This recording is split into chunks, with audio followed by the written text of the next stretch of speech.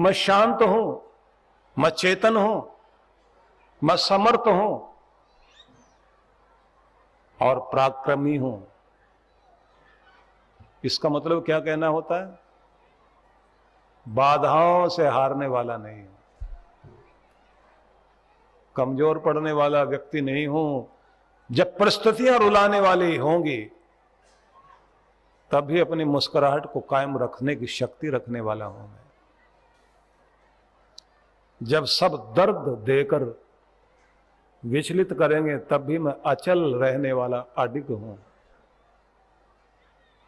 ये दोहराने का मतलब क्या है कि आप अपने अंदर की शक्ति को जागृत करते हैं। और जब आप बार बार अपने आत्म संवाद करते हुए कहते हैं मैं बहुत कमजोर, मैं बहुत दीन, मेरे साथ बुरा हुआ, मैं बहुत दुखी, मैं बहुत परेशान और न जाने आगे क्या कुछ मेरे साथ होगा क्योंकि हर मुसीबत मेरे ही पीछे है, तो उसका मतलब है कि आप अपने दैन्य को, दीनता को, इन्फिनिटी कॉम्प्लेक्स को बढ़ाने में लगे हुए हो। तो एक शब्द विवेकानंद भी बोलते थे, न दैन्यम न पलायनम, न दीनता चाहिए और न भगोड़ापन चाहिए, जिंदगी को शक्ति चाहिए, बल चाहिए। अपने बल को याद करो। वेदों में एक शब्द है बलम उपास्व, अपने बल की उपासना करो। तो आपको दो शब्द याद रखने हैं। कागज पर पहले लिखिए मैं, आगे डॉट डॉट डॉट लगा के हूं, बीच में आपने उसको भरना। रिक्त स्थान भरते हैं ना, जैसे फिल इन द ब्लैंक जो आप लिखते हैं ना, अब ब्लैंक्स को जो आप फिल करेंगे उसको उस जगह जो आपने डॉट डॉट लगाए हैं वहां आपने लिखना मैं हूं। बीच में क्या है? मैं समर्थ हूं, शांत हूं, मैं स्थिर हूं। एक हमारा उपनिषद है जिसमें एक प्रार्थना है जिसमें यही कुछ कहा गया है, शरीर नहीं हूं, प्राण भी नहीं, मैं मन भी नहीं, चैतन्य हूं और संसार से ऊपर हूं। मेरा रिश्ता उससे है जिसने सारे रिश्ते बनाए। मैं उस चमक वाला हूं जिसकी चमक से सारे सितारे चमकते हैं। मैं उस शक्ति वाला हूं जिसकी शक्ति से हवा बहती है। मैं उस स्थिरता वाला हूं जिसकी स्थिरता पहाड़ों में है। मैं उस मुस्कान वाला हूं जो मुस्कान उसने फूलों में खिलाई है। तो मैं प्राण नहीं हूं, शरीर नहीं हूं, मन भी नहीं, बुद्धि भी नहीं, मैं चैतन्य हूं। बस दो ही वाक्य, दो ही शब्द, मैं आगे हूं, बीच में खाली जगह छोड़ लीजिए, वहां भरना है आपको। तो इसलिए आपके पास डायरी होनी चाहिए। कल जो डायरी का विमोचन किया गया था ना, लोकार्पण किया गया था, डायरी, डायरी मतलब वरदान पुस्तिका, डायरी मतलब ड्रीम बुक, सपनों की किताब, जिसमें आपके जिंदगी के वो सपने जो जागती आंखों से आप देखते हैं, जिंदगी को जहां देखना चाहते हो उसको आप जहां लिखते हैं, वो पन्ने हैं जो आपकी दृष्टि जिस पर पड़े और किसी की नहीं, वो आपके पास हो। और उसमें आप लिखेंगे मैं, आगे डॉट डॉट लगाकर हूं क्या? समर्थ, शक्तिशाली, शांत। ये मेरा स्वभाव है। मैं प्रेम वाला हूं, प्रेमशील हूं, मैं निर्भय हूं, मैं निश्चिंत हूं, मैं सहारा देने वाला हूं, सहारा मांगने वाला नहीं। मैं दाता हूं, याचक नहीं। मैं मांगने वाला नहीं हूं, बांटने वाला हूं। मैं निश्चित उद्देश्य लेकर इस दुनिया में आया हूं। और फिर आखिर में लिख देना, मैं अपने प्यारे परमात्मा के प्रेम को अपने माध्यम से इस संसार में बांटने के लिए आया हूं। फिर आपने कहना है कि मैं उसकी शांति को चारों तरफ वातावरण में फैलाकर इस धरती को स्वर्ग बनाने के लिए आया हूं।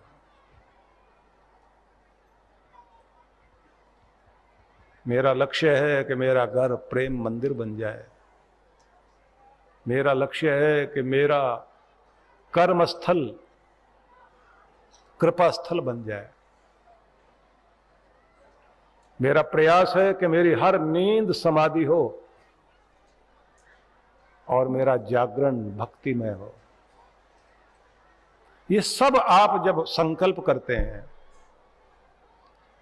इनका नियम है कि ये सामने रख करके दोनों हाथ हृदय पर रख करके जोर से घोषणा करनी होती है। जितने जोर से घोषणा आप करते हैं उतना ही आप पूरे ब्रह्मांड में तरंगे भेजते हैं। और ये ध्यान रखना है, ब्रह्मांड में जो फैली हुई विश्व शक्ति है, विश्व ऊर्जा है, उस विश्व ऊर्जा के साथ अपना संबंध जोड़ना होता है। और उसका नियम यह है कि 10% तो वो विश्व ऊर्जा आपको नींद में प्राप्त होती है।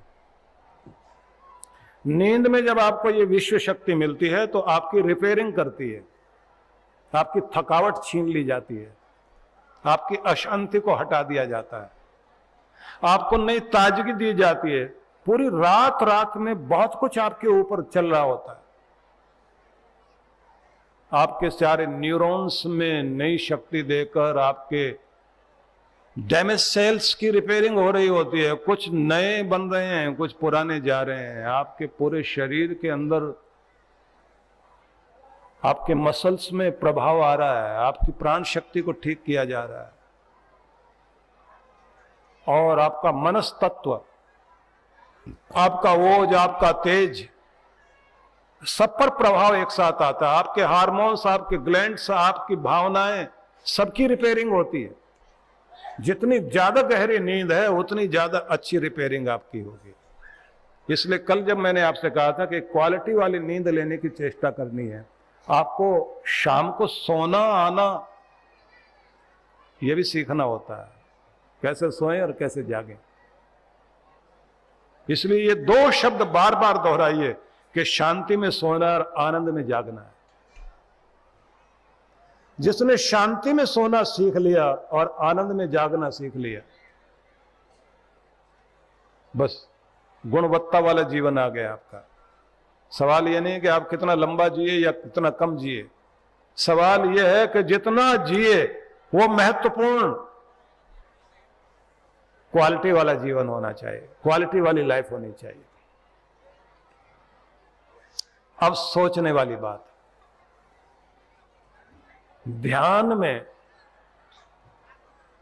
आपको 60 से 70% विश्व ऊर्जा की प्राप्ति होती है। लेकिन जब समाधि में आप बैठते हैं, समाधि में जाते हैं, तो 100% विश्व ऊर्जा आपको प्राप्त होती है। योगी लोगों की नींद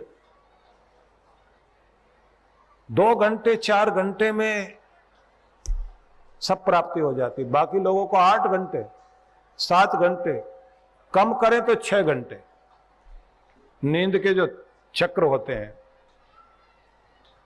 ये चक्र चलते चलते आपको 2 बजे तक एक महत्वपूर्ण चक्र पूरा हो जाता है। उसके बाद आप वहां से वापस आ रहे होते हैं, तब सपने ज्यादा आते हैं, करवटें ज्यादा बदलते हैं आप। और कमाल की बात है कि जब सपने ज्यादा आ रहे होते हैं तो उसी समय 2 बजे के बाद 2 और 3 का जो टाइम है, सबसे ज्यादा चोरियां उसी समय होती हैं। पहले प्रहर सब कोई जागे, दूसरे प्रहर भोगी, तीसरे प्रहर चोरा जागे, चौथे प्रहर जोगी। साधना वाला आदमी चौथे प्रहर जागे। जब सपने आ रहे होते हैं तो उस समय अगर कोई खटपट भी हो तो आपको क्या लगेगा? कहीं बारात में गए में ढोल बज रहे हैं, ये पता नहीं कि घर के अंदर चोर जो है वो ढोल बजा रहे हैं। लक्ष्मी की प्रार्थना करने के लिए रात दिन लगे रहते हैं, रात में लक्ष्मण जी आ जाते हैं, लेके चले जाते हैं जो कुछ ले जाना है। और आप सपने में सो रहे हैं तो देख रहे हैं कि जो खटपट हो रही है तो ढोल के साथ परकशन बज रहा है, वो जो बजाते हैं ना ये लोग, मंजीरा मंजीरा। नींद जो गहरी होती है आपकी, वो 2 बजे तक, अगर आप 10 बजे सो गए, 10:30 सो गए, और नींद का चक्र उस समय बहुत अच्छा चल रहा होता है, और एक पीक तक आप जब पहुंच जाते हैं, उस पीक तक पहुंचने के बाद नींद जिस फ्रीक्वेंसी में जाकर गहरी होती है और वो उसी स्तर पर जाकर के ब्रह्मांड से जुड़ती है, वो वहां से आती हुई तरंगें आपके मस्तिष्क में एक बड़ा अद्भुत प्रभाव डालती है। वैसा ही प्रभाव आपका उस समय आता है कि जब आप ध्यान में बैठते हैं। और ध्यान में भी मैं एक बात कहना चाहता हूं कि सिर्फ प्राणायाम करके और कोई लोग आपसे जो ध्यान कराते हैं वही ध्यान नहीं है। ध्यान वो भी है जब आप कीर्तन भजन करते करते अपने आप को गुमसुम कर लेते हैं, अपनी सुध बुध नहीं रहती। और जिसका ध्यान गहरा होने लग जाता है वो तो सिर्फ शब्द बोलने पर भी हो जाता है। ठाकुर रामकृष्ण देव का तो ध्यान इतना अद्भुत था, उनके सामने अगर कोई किसी का नाम भी बोलता था और वो भगवान वाला नाम है, रामकृष्ण देव का उसी समय ध्यान टिक जाता था। किसी ने बोल दिया गोपाल, हे गोपाल, हे गोपाल, सुनते क्यों नहीं गोपाल, रोने लग जाते थे, उसी समय भाव विभोर हो जाते थे, गोपाल तुम सुनते क्यों नहीं। मैं आज से पुकार रहा हूं, ये पुकार मेरी जन्मों से है। कब सुनोगे, कब खबर लोगे, कब कृपा करोगे। वो उसी भाव में आ जाते थे। किसी का पुकारना भी उनको लगता था प्रार्थना चल रही है, क्योंकि उनका संबंध उस परम से लगातार जुड़ा रहता था।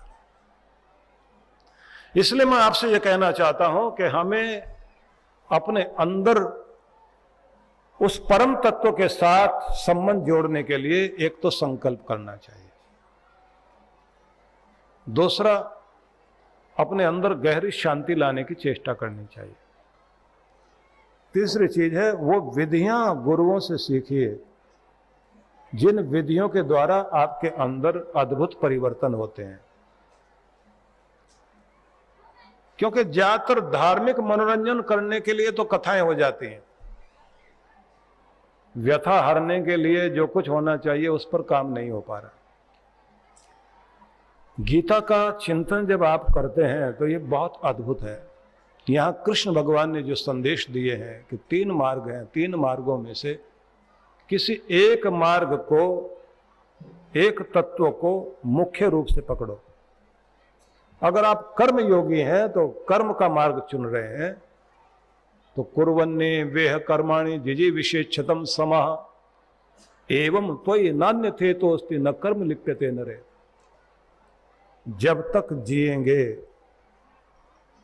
कर्मशील बनकर जिएंगे, मतलब कर्म तो करेंगे पर अपने सहारे जिंदगी जिएंगे, दूसरों के सहारे जिंदगी नहीं जिएंगे। हमारे पास कितना भी धन वैभव क्यों ना हो, हम अपना काम खुद करना पसंद करेंगे, क्योंकि हम कर्मयोगी हैं, हम स्वयं सेवक हैं, हमें सहारा नहीं चाहिए। हम सहारा देने वाले लोग हैं, हम सहारा मांगने वाले लोग नहीं हैं। हमें अपनी जिंदगी अपने कंधों पर ढोनी है। हम मुर्दा जिंदगी नहीं जिएंगे, मुर्दे ही दूसरों के कंधों पर ढोए जाते हैं। जिंदगी तो अपने कंधों पर ढोई जाती, अपने आप में जी जाती।